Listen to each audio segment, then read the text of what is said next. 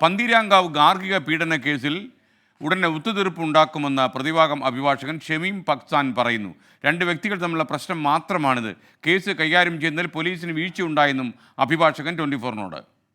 പരാതിക്കാരിയുടെ എഫ്ഐഎസ് കൊണ്ട് ഇത്തരത്തിലൊരു കേസ് ഇല്ലയെന്ന് ഞാൻ ആദ്യമേ പറഞ്ഞിട്ടുണ്ട്.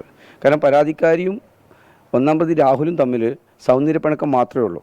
ആ സൗന്ദര്യപ്പിണക്കം അവർ പറഞ്ഞു തീർക്കാവുന്ന കാര്യമാണ്. അത്തരത്തിലൊരു സൗന്ദര്യപ്പിണക്കത്തിൻ്റെ വിഷയത്തിൽ ഇത്തരത്തിലും വളരെ വലിയ രീതിയിലേക്ക് ഈ കേസിനെ കൊണ്ടുപോകേണ്ട ആവശ്യം പോലീസിനില്ലായിരുന്നു. കേസ് കാര്യങ്ങളിൽ ഒരു പരാതിയും ഇല്ല എന്നാണ് പെൺകുട്ടിയുടെ വിഷയം. അതുതന്നെ കഴിഞ്ഞ ദിവസം സ്റ്റേറ്റ്മെൻറ്റ് കൊടുത്തിട്ടുള്ളത്.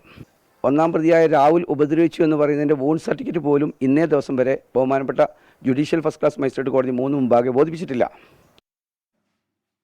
വിശദാംശങ്ങളുമായി കോഴിക്കോട് നിന്ന് സമീർ സി മുഹമ്മദ് തത്സമയം. Sameer, good morning. പറയൂ വിവരങ്ങൾ.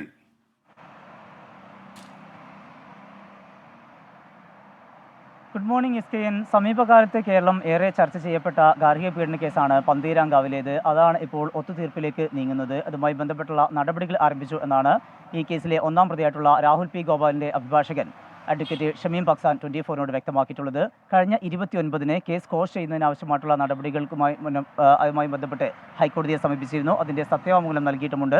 ഇതിൽ മുന്നോട്ട് പോകുന്നതിന്, അതായത് ഈ പെൺകുട്ടി നൽകിയിട്ടുള്ള മൊഴികളും അതുപോലെ തന്നെ ഇപ്പോൾ ഇതുമായി ബന്ധപ്പെട്ട് പുറത്തു വരുന്ന മൊഴികളുമൊക്കെ സമാനമാണ് എന്ന കാര്യം കൂടി അഭിഭാഷകൻ വാദിക്കുന്നു. ഒപ്പം തന്നെ പോലീസിൻ്റെ ഭാഗത്തുനിന്ന് ഗുരുതരമായിട്ടുള്ള വീഴ്ച ഉണ്ടായി എന്നുള്ള കാര്യമാണ് അഭിഭാഷകൻ പറയുന്നത്. പോലീസ് ഇത് സെൻസേഷനാക്കി മാറ്റുകയാണ് ചെയ്തത്.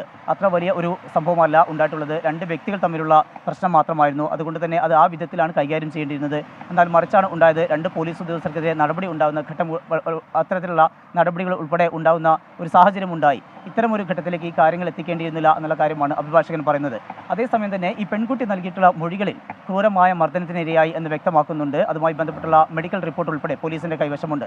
അതുമായി ബന്ധപ്പെട്ട കാര്യങ്ങളുമായിട്ട് പോലീസ് മുന്നോട്ട് പോകുന്നു. അടുത്ത ആഴ്ച തന്നെ കുറ്റപത്രം സമർപ്പിക്കാനാണ് അന്വേഷണ ഉദ്യോഗസ്ഥനായിട്ടുള്ള ഫറൂഖ് ACP സജു കെ എബ്രാഹിമിൻ്റെ നേതൃത്വത്തിലുള്ള പോലീസ് സംഘത്തിൻ്റെ തീരുമാനം. അതുമായി ബന്ധപ്പെട്ട കാര്യങ്ങൾ മുന്നോട്ട് പോകുന്നുണ്ട്. എന്തായാലും ഈ കേസിൽ ഇപ്പോൾ ഒരു പ്രധാനപ്പെട്ട നടപടി ഉണ്ടാകുന്നത് പെൺകുട്ടി വിവിധ ഇടങ്ങളിൽ ഇരുന്നുകൊണ്ട് വീഡിയോകൾ സംപ്രേഷണം ചെയ്യുന്നു. അതുമായി ബന്ധപ്പെട്ട കാര്യങ്ങൾ ഈ കേസ് ഒത്തുതീർപ്പാക്കുന്നതിനാവശ്യമായിട്ടുള്ള നടപടിയിലേക്ക് നീങ്ങണം എന്നുള്ള ആവശ്യം മുൻനിർത്തിക്കൊണ്ട് ആ പെൺകുട്ടി ദൃശ്യങ്ങൾ പുറത്തുവിടുന്നു എന്നുള്ളതാണ്. എന്തായാലും കേസ് ഉടൻ തന്നെ തീർപ്പാക്കും എന്നുള്ള കാര്യമാണ് അഭിഭാഷകൻ വ്യക്തമാക്കുന്നത്. SKN. Okay, thank you Sameer C Muhammad.